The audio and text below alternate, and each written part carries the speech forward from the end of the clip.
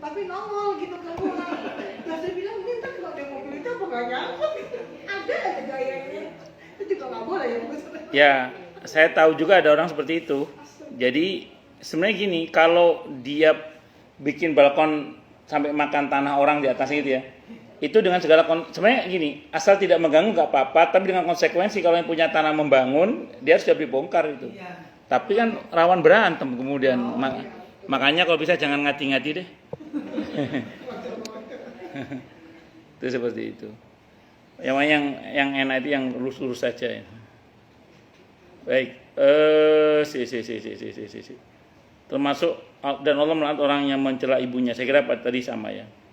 Disebutkan dalam kitab Sunan Abi Daud dan lain-lain ya. Beliau bersabda, Allah melaknat orang yang menyesatkan orang buta dari jalan. Nabi melaknat orang yang menyetubuhi hewan. Nabi melaknat orang yang melakukan perbuatan kaum Lut homoseksual. Nabi melaknat orang yang mendatangi dukun atau menggauli istri daripada duburnya. Jadi yang pertama, Allah melaknat orang yang menyesatkan orang buta dari jalan. Ya, ini mempermainkan orang buta kebangetan lah. Yang kedua, Nabi melaknat orang yang menyetubuhi hewan. Tidak, ya. Ya, orang yang menyetubuhi ada. Itu di media sosial beberapa kasus ada yang keledai, ada macam-macam. Naudzubillah min syarri dzalik. Ya, tidak sampai dikenai hukum hudud zina sih, cuman itu haram, tidak boleh dan itu dosa besar. Ya, terus kemudian yang kedua, ya termasuk itu loh Bu, ada nelayan nangkap ikan pari. Maaf, ikan pari kan bagian bawahnya kan mirip vagina perempuan gitu kan. Oh itu ya nanti lihat aja ikan pari. Kan iya ikan pari. Ikan pari kalau besar itu, kalau kecil sih enggak, kalau kecil. Iya, itu bagian ikan pari itu bagian bawahnya di area menjelang ekornya itu kayak vagina perempuan itu. Nah, itu kan ada kejadian nelayan yang menyenggamai ikan pari itu kan. Nah, menyetubuhi ikan pari, ya itu tidak boleh, haram. Dosa besar termasuk. Terus kemudian nanti akan berbeda dengan orang yang itu, yang saya tahu ini di media sosial katanya, saya belum pernah nonton langsung. Ada orang yang itu ikan cumi itu loh. Nah, itu dibuat onani. Kalau itu beda bab, nanti kena hukum onani karena itu bukan daripada kemaluan kalau itu. Kalau ikan pari tadi ikan cumi kan lobang kayak selang gitu, Bu. Iya. Dibuat onani itu. Terus dimasak gitu.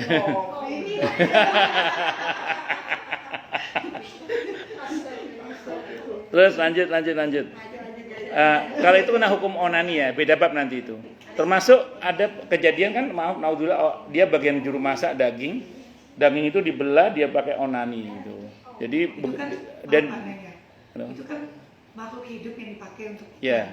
Gimana kalau kayak sekarang dia bikin alat itu? Ya itu masuk hukum onani.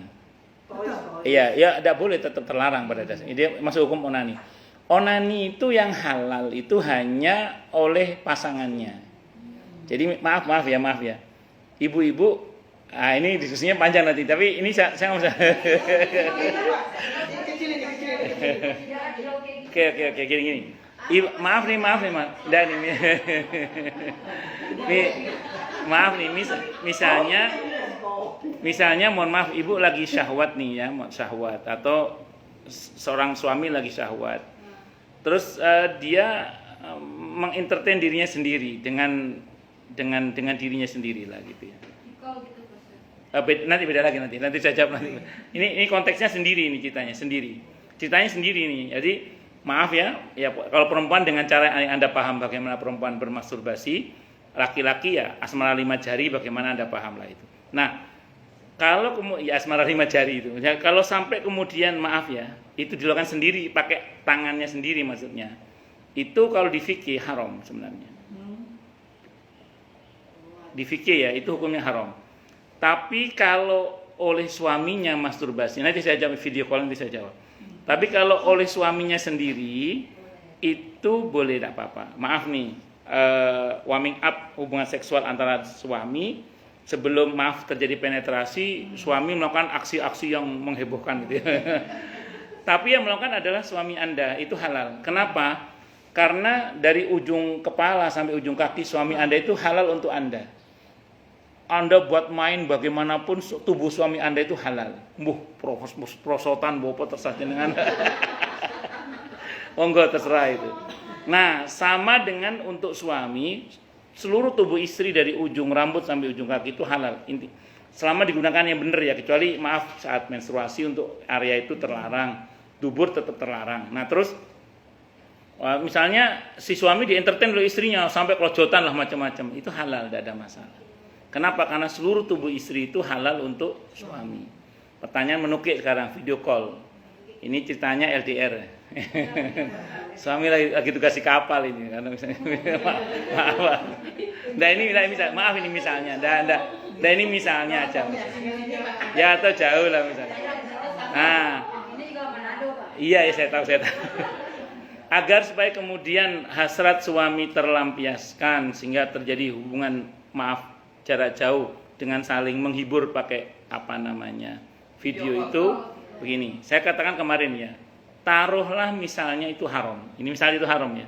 Misalnya itu haram. Semoga dosa haramnya itu terhapus oleh dosa kebaikannya. Kenapa? Karena kan apapun namanya tubuh istri kan halal bagi suami, sebagaimana tubuh istri suami itu halal bagi suami. Sehingga ketika saling menghibur dalam jarak jauh itu insya Allah itu sebuah kebaikan tetap. Apa kemudian dalam prakteknya untuk menghibur itu kemudian ada aksi tangannya sendiri bergerak untuk menghibur dirinya misalnya, maka itu kan dosanya di situ. Tapi semoga dosa itu terhapus oleh kebaikan karena berhubungannya suami istri dalam pengertian jarak jauh tadi itu. Itu satu dulu. Ya, enggak apa-apa, satu dulu. Yang kedua, pakai pertimbangan gini, kalau ada dua pilihan yang sulit, maka pilih yang risikonya lebih ringan.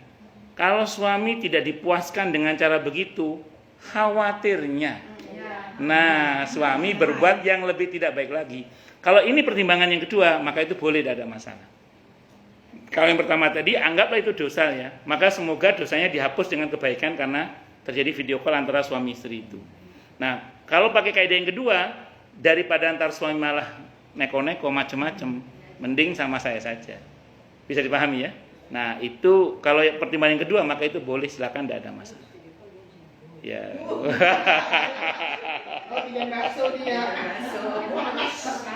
Iya. Ya begitu ya, bisa dipahami ya. Ya begitulah, kira-kira gitu. Ya yang LDR mungkin tahu lah. Oh lanjut. Terus Nabi melaknat orang yang melakukan perbuatan kaum Lut, homoseksual. Nabi juga melaknat orang yang mendatangi dukun. Kecuali dia datang ke dukun itu karena dukun itu bibinya, maksudnya silaturahim, beda bab. Bukan karena profesinya. Atau menggauli istri pada duburnya. Jadi kalau kata Nabi gini sih, kalau istri lagi menstruasi, kata Nabi silakan berbuat apa saja, yang penting jangan nikah, jangan di vagina itu, atau jangan liwat. Liwat itu pakai dubur, anal seks tidak boleh. Jadi anal seks terhadap istri tidak boleh. Ada pendapat yang sangat lemah dalam fikih yang membolehkan, tapi tetap umumnya ulama melarang. Karena samping menurut kesehatan juga nggak bagus. Itu terlanjur gimana harus tobat. Yang terlanjur tobat, jangan diulangi lagi.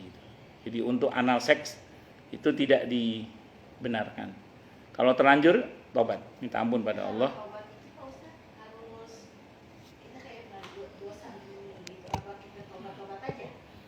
Taubat itu intinya 3, menyesal, komitmen tidak mengulangi lagi, dan konkret tidak melakukan hal itu lagi, meninggalkan hal itu. Ya itu. Kalau nggak sengaja malah sudah diampuni sebelum dilakukan kan? Masuk dalam ayat Rabbana la tu'akhidna in nasina au akhtana. Dulu ada ibu-ibu yang ngaji di sini karena belum tahu ilmunya kan. Jadi saat menstruasi pun dia masih begitu dengan suaminya. Ada juga yang bukan ibu sini, Dulu di sini dulu. Di sini siapa ya? Ada. Termasuk di bulan Ramadan sempat jebol juga kan dengan suaminya bla bla. Kan begitu ngaji dia baru tahu ternyata harus bayar kafarat ini itu. Ya sudahlah. Yang lalu ditobati aja. Yang lalu ditobati, yang sekarang diperbaiki lagi. Jangan dilakukan hal itu lagi. Itu saya dapat informasi begitu kan karena beberapa orang kan konsultasi masalah yang berkaitan dengan masalah itu ya kita jawab. Itu gitu. Gitu ya Bu ya. Wallahu a'lam. Nggih, monggo silakan yang mau tanya. Tanya, protes, marah boleh. Protes tadi Bang Ustaz. Itu kan tadi obat yang kita sadar, kita tahu kalau Iya. kalau kita nggak tahu gitu, ternyata itu salah loh, itu nggak boleh. Ya mereka jadi tahu. Nah kan yang enggak tahu bahkan sudah diampuni Allah sebelum itu dilakukan. Kalau Ibu enggak tahu. Iya, sudah Allah ampuni itu. Itu bahkan sudah Allah ampuni sebelum itu kita lakukan. Masuk dalam ayat Rabbana la tu'akhidna in nasina aw akhtana. Ya.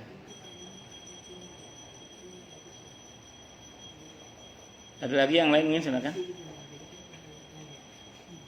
Makanya kalau bisa ibu-ibu ya jadi tidak hanya jadi teman bermain bagi suami tapi jadi taman bermain bagi suami.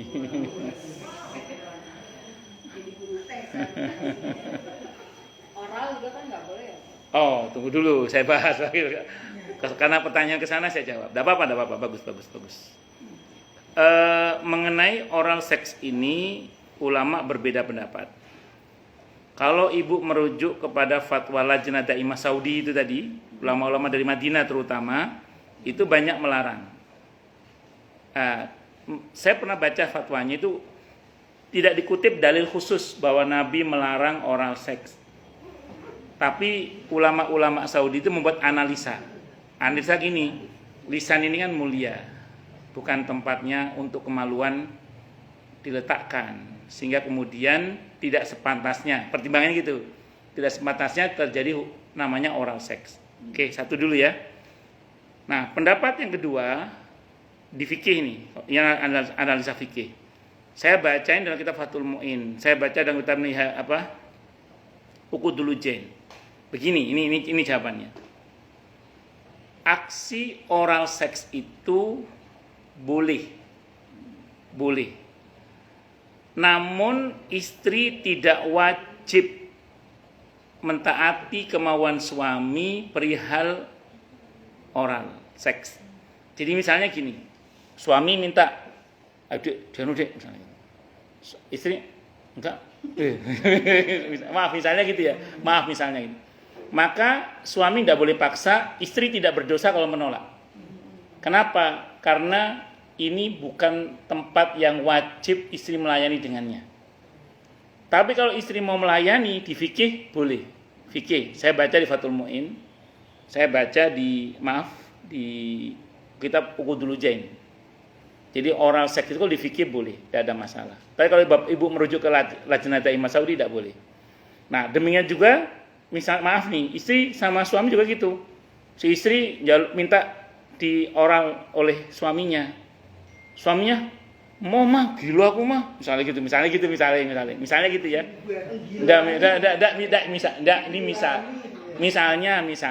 Misalnya.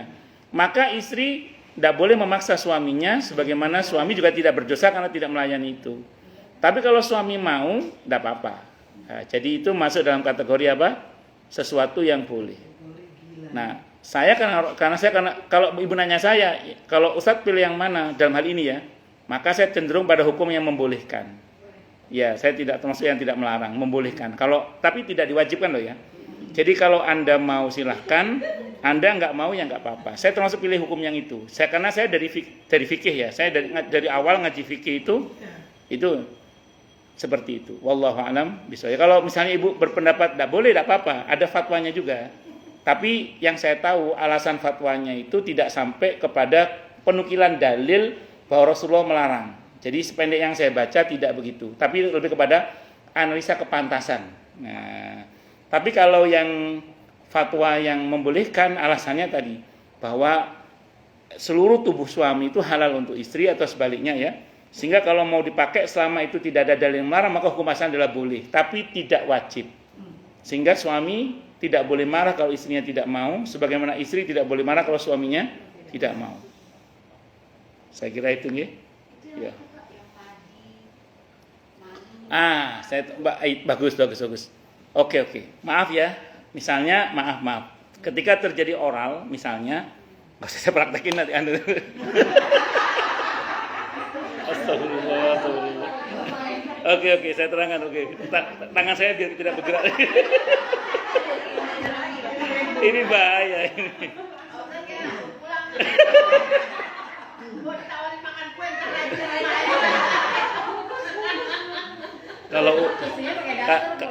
Kalau Ustadz waktu duha udah selesai. Ustadz itu waktu duha. Udah baik, saya ulang lagi. Halo Mas. Astagfirullah. Ini kita ngaji hukum ya. Jadi balik ini biar nggak kemana-mana. Ya, oke. Oke, bagus. Maaf. Pada aktivitas tangan saya pegang. Kalau pada aktivitas oral seks itu kecenderungan kan kalau suami biasanya mengalami keluar yang namanya madi. Jadi madi itu cairan yang keluar karena syahwat. Nah, mulai gerak lagi. Nah, jadi itu secara hukum najis. Madi itu najis, sehingga dia tidak boleh ditelan. Ya, jadi karena dia najis, dia nggak boleh ditelan. Dia termasuk kotor. Karenanya kemudian jangan sampai itu sengaja ditelan, tapi maaf diludahkan. Bisa dipahami ya? Jadi jangan ditelan tapi diludahkan karena dia najis. Statusnya madi itu najis, madi itu. Nah, ini berbeda dengan mani. Kalau mani itu dia suci. Tunggu dulu. Mani itu suci. Mengenai menelan mani ini ulama berbeda pendapat yang saya tahu karena dia suci hukumnya. Dan itu proteinnya tinggi, rematan begitu. Tapi itu kan suatu hal yang kotor. Maka ada yang mengatakan tidak boleh tetap karena Islam itu melarang sesuatu yang khaba'is, yang kotor. Nah, jadi kalau mani itu suci, cuman tetap saya termasuk memilih jangan ditelan. Kalau saya pilih pendapat yang ditelan. Maaf. Di tengah Anda oral misalnya tiba-tiba suami mengalami ejakulasi, maaf di mulut Anda, maka jangan ditelan. Tetap dibuang. Walaupun ada diskusi, tapi sebaiknya saya pilih pendapat dibuang, jangan ditelan karena itu menurut saya kotor ya. Nggak patut untuk ditelan lah kira-kira gitu. Walaupun dia suci, satu. Sama dengan istri juga. Ketika misalnya si suami itu mengoral istri, maaf ya, kan terjadi lubrikasi. Lubrikasi itu sama najis juga itu, karena itu madi sifatnya. Berarti jangan ditelan juga oleh suami. Ketelan beda, ketelan sama nelan beda, ketelan sama nelan itu beda misalnya. Jadi tetap harus diludahkan. Nah, ketika istri mengalami orgasme sampai bahasa Inggrisnya sekurit namanya itu sampai muncrat itu apa namanya? Kan ada perempuan tertentu itu kalau mengalami orgasme sampai kayak kencing itu loh. Cet gitu apa namanya itu. Emang enggak pernah ngalami. Enggak tahu ya? Oh, ya. Jadi Awalnya orgasme. iya, enggak tahu. Oh, enggak tahu ya. Bahasa Inggrisnya nggak tahu maksudnya Pak. Apa ya? Ya Ya, kan gini, kalau maninya perempuan kan umumnya kan memang keluarnya di dalam. Cairannya kuning, biasanya tidak langsung keluar gitu. Nanti begitu mandi tahu-tahu ada cairan keluar warnanya kekuningan itu. Pernah ngalami enggak gitu? Nah, itu maninya perempuan. Itu oke. Tapi maaf ya, tapi ada wanita tertentu mungkin karena permainan suaminya begitu hebat sampai muncrat itu cas gitu ya. Main tangan deh macam. Ya. Itu misalnya suami di tengah-tengah memasturbasi istrinya tuh masuk gitu. Wis. Oh, Pak Ice misalnya gitu. Ternyata itu cairan itu. Nah, kalau itu keluar tetap saya berpendapat, kalau saya pegang pendapat yang mengatakan tidak boleh telan itu. Ya, jadi hati-hati aja jangan sampai telan. Jadi lubrikasinya itu najis, kalau maninya itu suci, kalau maninya itu. Tapi tetap jangan ditelan. Dimuntahkan nggih. Wallahu a'lam bishawab. Iki bahasa apa to iki? Ya nanti aja kalau selesai fikih sunnah bahas fikih wanita. Bahas ini. Monggo yang lain silakan kalau ada. Saya dulu itu sebelum nikah itu ikut seminar seksiologi. Sebelum nikah itu dulu. Guru saya itu naik L toping. Udah meninggal ya. Itu naik L toping. Kalau Boyke itu belakangan. Dulu saya naik L toping. Itu saya ikut seminarnya, beli bukunya gitu. Padahal turun rabi padahal. Karena kalau mau ikut seminar Itu iya, itu kombinasi dengan fikihnya juga. Saya kan juga belajar ala Kama Sutra Arab. Ya ada kitabnya, ada Qurratul Uyun, ada Qudrul Jan. Sebelum nikah, begitu nikah ternyata wah teori ini ya teori. Prakteknya ternyata beda-beda. Monggo yang lain silakan kalau ada. Gak ada nggih? Jelas semua nggih? jelas Pak. Iya. Kalau ngomong jelas Pak, panjang jelas Pak. Gitu. Baik, kita tutup dengan hamdalah. Alhamdulillahirabbil alamin.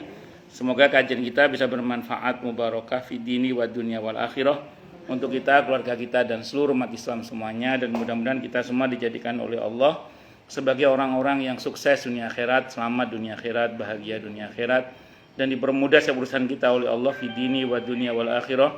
Semoga Allah limpahkan hidayah selalu untuk kita, semoga Allah tingkatkan selalu hidayah untuk kita, dan semoga Allah berikan hidayah untuk siapapun yang melihat kita. Subhanakallahumma bihamdika asyhadu an la ilaha illa anta astaghfiruka wa atubu ilaik.